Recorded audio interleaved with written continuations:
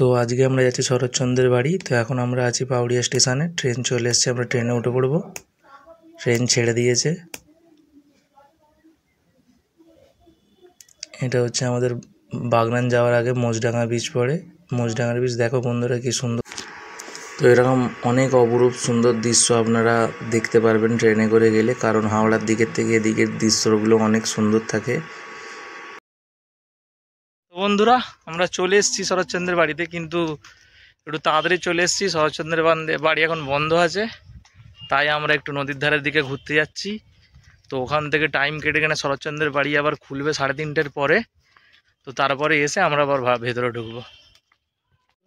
সামনে দেখো নদীর মধ্যেখানে পুরো চর, নদীর মধ্যেখানে জল কমে গেছে, পুরো চর হয়ে গেছে নদীর মধ্যেখানে। তোমরা দেখতে পাচ্ছ নাকি আমি জানি না, কিন্তু দেখো বন্ধুরা নদীর মধ্যেখানে পুরো চর জমে গেছে।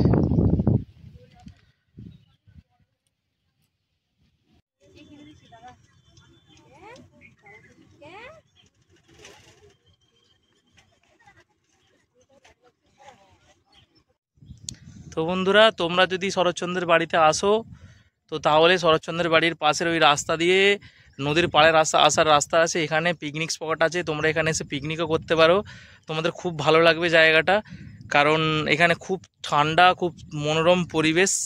তুমি শীতকালে এখানে পিকনিক করার জন্য খুবই একটা ভালো জায়গা, এই নদীর পাড়ে বসে এখানে পিকনিক। দেখো বন্ধুরা জায়গাটা কত সুন্দর, জায়গাটা কত সুন্দর। দেখো বন্ধুরা জায়গাটা কত সুন্দর, তোমরা এসে দেখতে পারো এখানে। বন্ধুরা এখানে পিকনিক করতে এলে এই নাম্বারে যোগাযোগ করতে পারো, এরা সব কিছু ব্যবস্থা করে দিতে পারে এখানে, তোমরা এই নাম্বারে যোগাযোগ করতে পারো।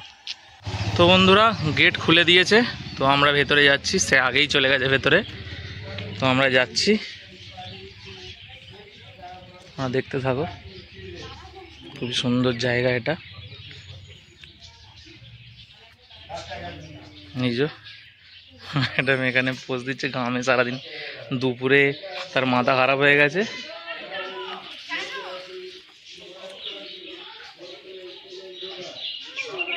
এ হচ্ছে স্ট্যাচু।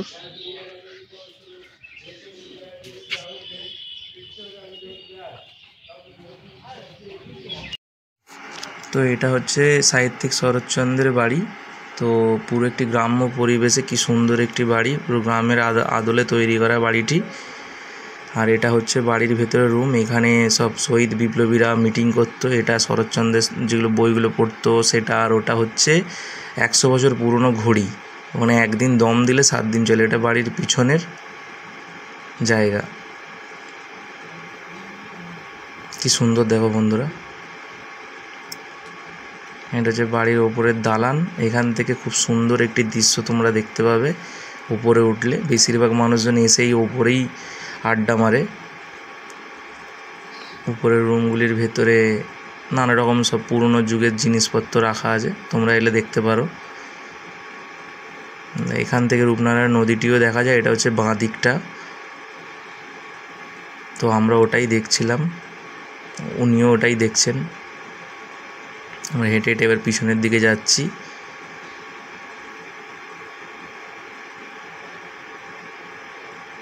বাড়ির পিছনের দিকে গিয়ে দেখি, ও বাবা এখানে তো ফটোশ্যুট চলছে। ওই জন্য আমি বলি না, এই ফটোশ্যুট চলছে, এখান থেকে ঘুরিয়ে নিতে হবে ক্যামেরা।